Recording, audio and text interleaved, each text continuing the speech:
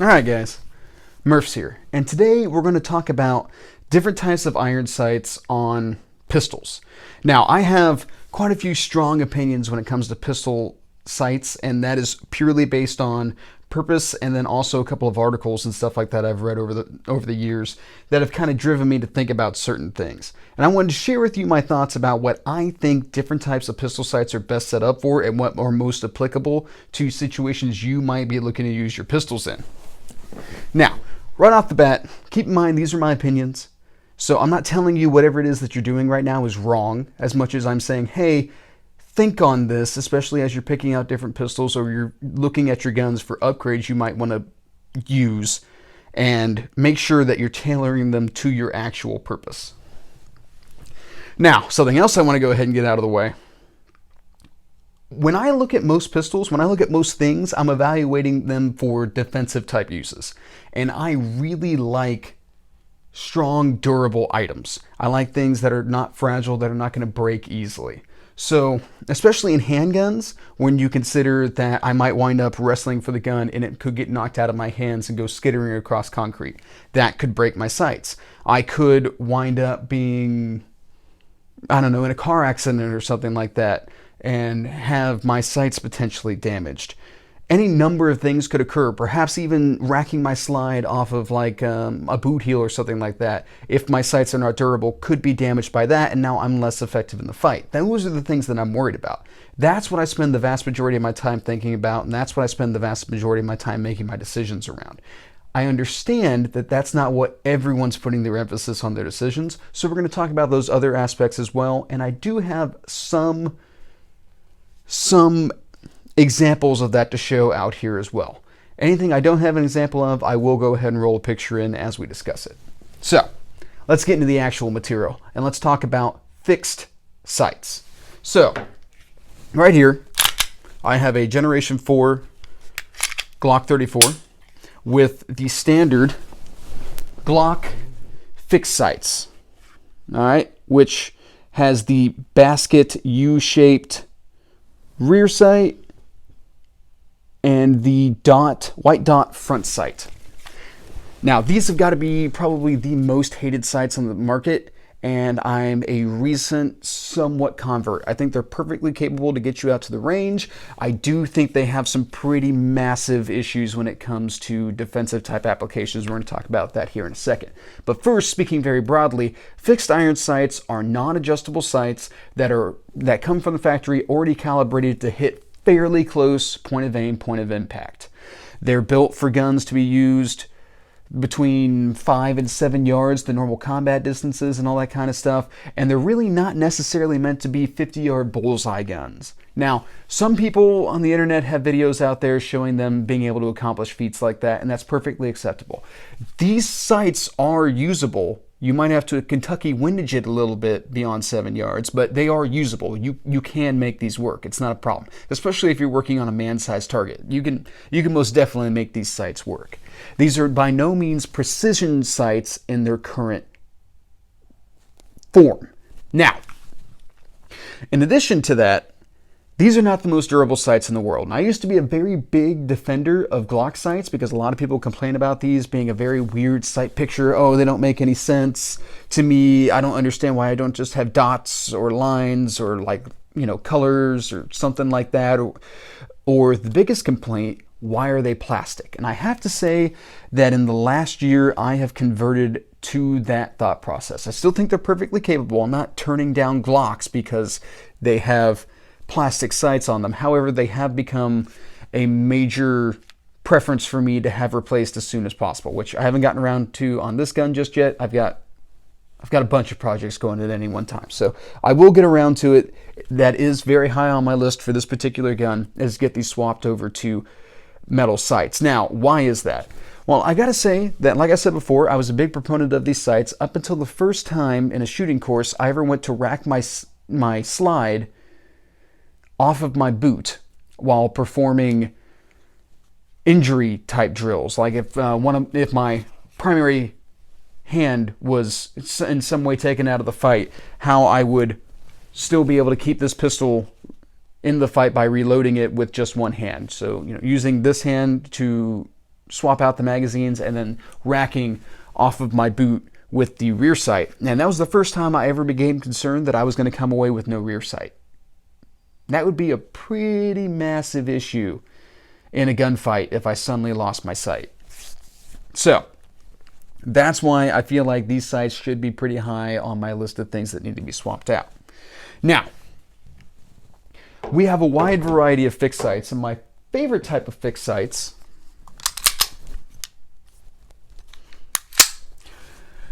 are like those on the SIG P226 double action Kellerman. Now, both this and the Glock 34 have been previously reviewed. You can, of course, check out those. The links will be in the description. Now, as you can see here, this is a 3-dot sight, and these are actually metal glow-in-the-dark sights. They're tritium vial-filled sights. Now, metal sights, obviously, far superior to plastic sights. There are quite a few manufacturers out there that do provide their guns with metal sights. You'll also see a lot of these have a shelf of some sort so that it's easier for you to rack it off of your boot or belt or whatever it is that you're going to rack your slide off of if one of your arms is injured. Now, night sights I consider to also be a minimum upgrade for a lot of pistols because you need to be able to identify threats in the dark, or you need to be able to identify your sights to be able to line up properly on threats in the dark, because the worst thing you can do in a self-defense situation is to turn it from a justified shoot into a murder because you couldn't line up your sights properly. So now lights are going to help you identify and all that kind of stuff, but at the very least, if you know your opponent's there and you can line up your sights on them, you're doing a lot better than not. And that's very important, not just for police or anyone like that, but also civilians who are trying to protect themselves. This is a minimum upgrade, having night sights. Now, not all of my guns have night sights yet, but I'm working on it. Now, there are another type of night sight out there. It's not just tritium. You also have phosphorescent sights. Phosphorescent sights are a painted-on type sight that you need a light source of some sort in order to charge it so that it'll glow in the dark, and it'll glow in the dark for actually a pretty decent period of time. I prefer tritium sights, but I'm seeing a lot more guns come out of Europe with phosphorescent sights because they've changed their regulations to where they don't want to deal with any radiological type messes when it comes to tritium sights and stuff like that. So now they've gone over to phosphorescent. Now there's another type of fixed sight that I don't have an example of because I can't stand them, and that is fiber optics. Now, fiber optics have been something that's been very predominant on handguns in about the last decade or so. And they are a fiber optic tube that is placed into your sights, in your front into your rear sights. And sometimes people alternate the colors and all that kind of stuff, and it does whatever it is that it does. I will say that in daylight type conditions, they are very effective. They pick up sunlight very well, and they definitely stand out. It's very easy to pick them up and apply them. However, they are very fragile. It is very easy to knock that fiber optic out, and you will pull up your pistol and discover that you don't have your normal sight picture, and that is going to throw you for a loop for a second. Now, there is a framework that holds those fiber optics in place, and I have to say that the best one I think I've ever seen was probably on the M&P Shield Performance Center. I almost picked one of those up once because it had such a durable framework built around the fiber optic that if that fell out, you'd almost have a complete front sight left behind. And that's the issue, is that even though the fiber optic falls out, you still have that framework that remains, but they are so skeletonized that they're not that effective of a front sight or a rear sight, whatever sight it is that you need it to be. They're not useful. They're not helpful. It's actually very difficult to line them up at that point. So you go for something that was super easy and rapid to pick up to something that you have to really strain and try to pick up, and now you're in a worst case scenario. Why would you want that? You don't, is the easy answer. So for competition type uses, those fiber optic sights are excellent. And really, there's even a hybrid out there that is both a fiber optic and night sight combination so that you have the best of both worlds. You have bright fiber optics to pick up in daylight and bright tritium night sights to pick up in nighttime. And those are made by TrueGlow, if I remember correctly. TrueGlow TFOs. That's what it is. They're pretty good sights. But I really don't like anything that is based around fiber optics. It's a durability aspect that I am not willing to embrace. Now, let's go ahead and let's get into some adjustable sights. And there's quite a few different ways to go about adjustable sights.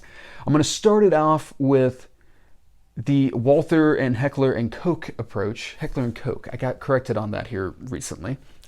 I might do it interchangeably regardless, guys. Just, I guess, live with it. But they have a couple of different pistol models that they provide with multiple heights of front sight. So that way, if you're very specific about the ammunition you run, let's say you run, I don't know, 147 grains, and the front sight that was already on your pistol seems to be printing in the wrong location, it's not printing the point of aim, then you can swap out that front sight until it gets at least a little bit closer and run it that way.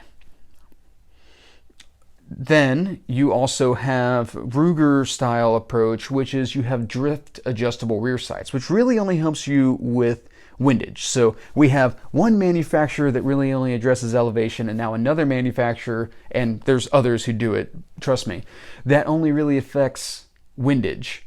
And you just take a punch and you just drift it a little bit, fire a few more shots, see how they land, punch it a little bit more, one way or the other, up until you've more or less reached where it is that you need it to be. I wouldn't consider those to be much of adjustable sights. Now, going from that, you have what I would consider to be the best case scenario, which are low profile Novak style adjustable sights. Now, those are pretty nice, and they even come in like night sight variants and all that kind of stuff, to where they don't stand so tall that they're easy to break off. The rear sight is actually set up with the ledge that you're able to rack off of your boot and stuff like that. And then you can calibrate that sight in order to be able to hit point of impact for whatever distance you want it to be. Now, for the most part, in a handgun, I am a pretty big fan of close enough for government work. So as long as we're printing pretty close to point of aim, I'm pretty happy. But that's from a defensive standpoint. Now, there are some guys who perhaps they do a lot of work with their handguns, and they feel more confident with more precision by having adjustable sights. And I get that, as long as if they are using them for fighting, they are durable. Now, where does this idea come from? Before I go to the next type of sight, where does this idea come from? And this idea comes from an article I read many years ago when I was a teenager about a police officer who got into a fist fight with a suspect, whom he was trying to arrest. So he comes in, he tries to arrest this guy, they wind up in a fight, and in the process of that fight, this guy gets a hold of a 2x4, and he just starts wailing on this police officer. Now, luckily, the police officer still managed to wrestle that 2x4 away and arrest this man.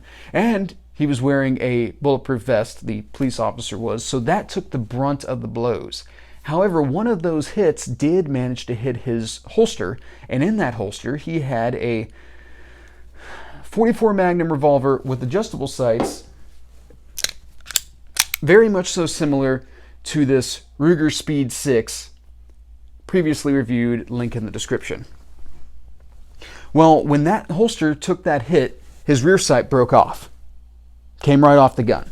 Now, at the distance that he was locked up with this particular suspect, if he had had to pull his gun even without his rear sight, he would have been able to end the fight.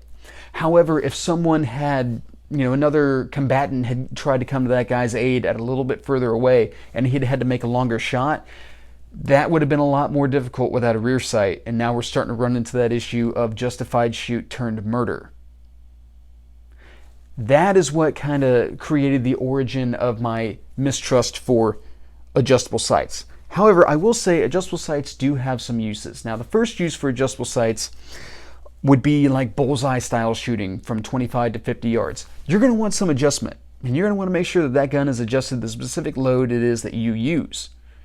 That makes a lot of sense. I get what it is that you're doing at that point. You're trying to win competitions and stuff like that. You need your pistol shooting to point of aim, and you don't need to spend a lot of time trying to Kentucky windage it as you do it. Adjustable sights make sense. Another place that adjustable sights make sense would be in situations like hunting, which is what I use this Ruger Blackhawk and .357 Magnum for. This has adjustable sights, and I have them adjusted for the load it is that I hunt with. And if I'm going to shoot at an animal in a hunting type situation, I want to make sure that I'm going to hit point of impact because I want to put ethical shots on any animal that I see, and I want to make sure that I'm putting them out of their misery as fast as I can. That's why I like adjustable sights or even optics on hunting guns. Now, keep in mind that revolvers have fixed sights as well. However, they're kind of terrible. And an example of which is on this Smith & Wesson Model 642. There it is. There's your rear sight. That is a notch cut into the top strap of the revolver, and there's your fixed sight. Pretty standard for a fixed front sight, but your rear sight, that's not too dissimilar to how it is on most revolvers, most fixed sight revolvers. So I can see why police officers at a time when revolvers were the standard for carry didn't like fixed sights on revolvers and much preferred adjustable sights, because this is also a police revolver. I can see why someone would prefer these types of sights over these types of sights. Now keep in mind the outline, the white outline and the orange strip on these sights were painted on. I did that. They did not come this way. And the vast majority of adjustable target type sights can be black on black. But are you trying to defend yourself with them, or are you just trying to calmly draw a bead on a target at 25 to 50 yards? It kind of drives your purpose at this point. I do from time to time use this gun defensively, both in a hunting type setting and then also as a truck gun. So I like having sights that stand out to me more. And the .357 Magnum cartridge. That's another thing that keeps me bringing this gun around. I like .357 Magnum. All right, guys. Well, that's pretty much what I have for this right now, actually. I hope you guys take this stuff in, think about it for a little bit, and then start applying it to your future or applying it to things that you already have. But that's what I got. So have a good day.